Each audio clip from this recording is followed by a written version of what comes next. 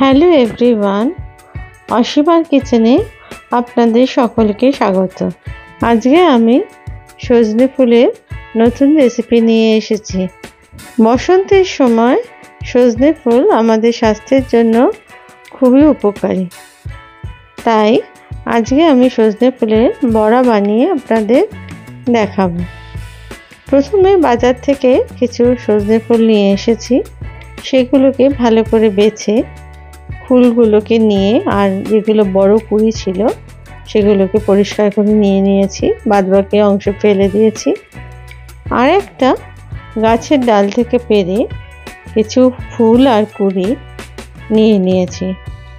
ভালো করে বেছে নেওয়ার পরে এর মধ্যে খেয়াল রাখতে হবে যেন সজনে ফুলের সরু ডাল বা শক্ত অংশ যেন না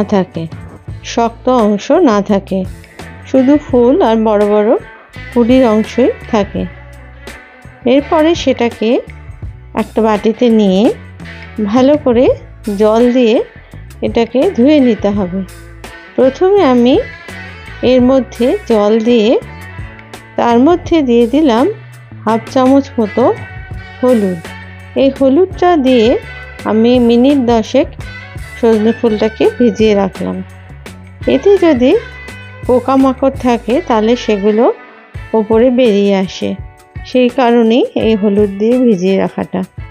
জলে ভিজিয়ে রাখার 10 মিনিট পরে সজনে ফুলটাকে 4-5 বার ভালো করে ধুয়ে তারপরে জল ঝরিয়ে রাখতে হবে।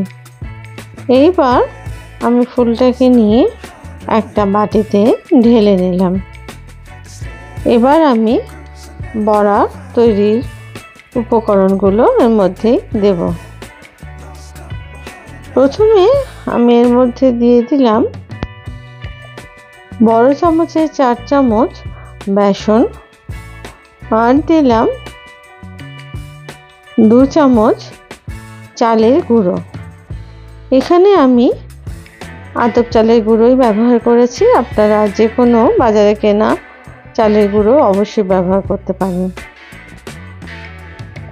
আর দিয়ে দিলাম 1 চামচ মতো নুন। নুনটা অবশ্যই আপনারা আপনাদের স্বাদ অনুযায়ী দেবেন। দিলাম 1 চিমটে হলুদ, 1/2 চামচ লঙ্কার গুঁড়ো, 1/2 চামচ কালো জিরে গুঁড়ো আর 1 চামচ মৌরি। এবার সব উপকরণগুলো আমি হাত দিয়ে ভালো করে মিশিয়ে নিলাম। আমি এখানে কোনো জলের ব্যবহার করব না। দেখবেন আস্তে আস্তে মাখতে এটা পুরো সুন্দর মাখা হয়ে গেছে। আর এই মাখাটা যেন একদম শক্ত হয় বা টাইট হয় সেটা দেখতে হবে, না হলে বড়া খেতে তত স্বাদ হবে না। এর মধ্যে দিয়ে দিলাম আমি 1/2 চামচ মতো ব্রাউন সুগার। এটা সম্পূর্ণ অপশনাল, আপনারা চাইলে নাও দিতে পারেন। আর দিয়ে দিলাম 2 চামচ মতো পোস্তদানা। এই পোস্তদানা দিলে যে কোনো বড়াই খুব ক্রিস্পি হয় আর খেতেও খুব সুন্দর লাগে। ভালো করে এরপর মেখে নিলাম। দেখুন, এতটুকু জল দেওয়ার আর প্রয়োজন নেই। পুরো ফুলে যে জলটুকু ছিল তাতেই পুরো বেসনটা মাখা হয়ে গেল। এরপরে সমস্ত উপকরণগুলো মিশিয়ে নিয়ে আমি এর মধ্যে দিয়ে দিলাম কিছু লঙ্কার কুচি। এই লঙ্কার কুচি দিলে বড়াটা খেতে আরও স্বাদ লাগে। তবে যদি আপনাদের বাড়িতে কোনো বাচ্চারা থাকে না খেতে চায়, সেখানে আপনারা নাও দিতে পারেন। এরপর ছোট ছোট বলের আকারে এগুলো তৈরি করে নিলাম। এই সময়ে সজনে ফুলের বড়া খেতে খুবই ভালো লাগে। ভাতের সাথে হোক বা সন্ধ্যের স্ন্যাক্সে আপনারা অবশ্যই এই সজনে ফুলের বড়া করে খেতে পারেন। এখানে আমার মোট 10টা মতো বড়ার গোলা তৈরি হয়েছে। এবার গোল গোল বলগুলো হাতের মাঝখানে নিয়ে এরকমভাবে চ্যাপ্টা করে আমি তৈরি করে নিলাম প্রত্যেকটা বলই।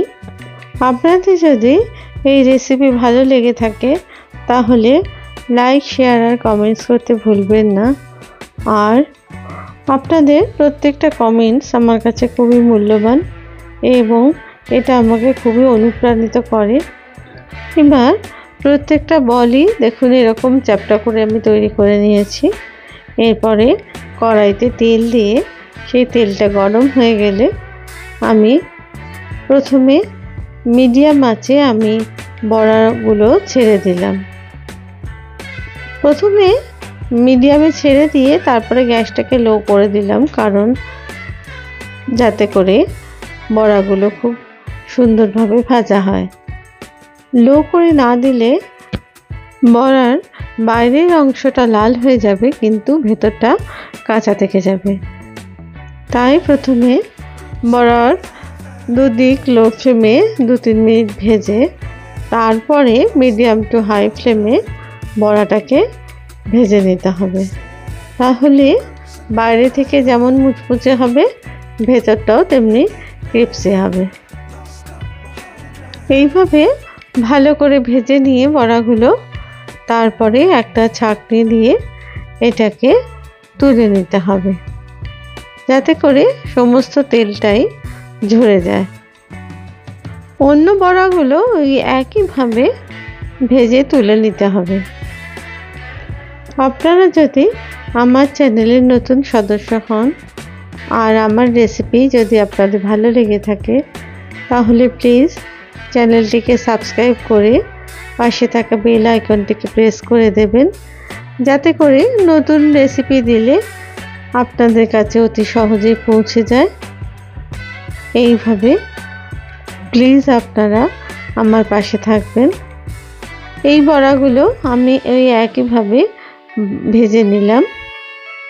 এই সজনে ফুলের বড়া এত স্বল্প উপকরণে এবং এত তাড়াতাড়ি তৈরি হয়ে যায়, আর যেটা খেতে খুবই ভালো লাগে। মনে হয় এই বড়া যেন মুখের স্বাদ বদলে দিচ্ছে।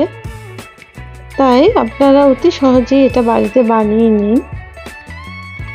এবার আমি পরিবেশন করলাম একটা প্লেটে। দেখুন কত সুন্দর মুচমুচে বড়া তৈরি হয়ে গেছে এবং কত তাড়াতাড়ি। আপনারা সবাই ভালো থাকবেন। ধন্যবাদ।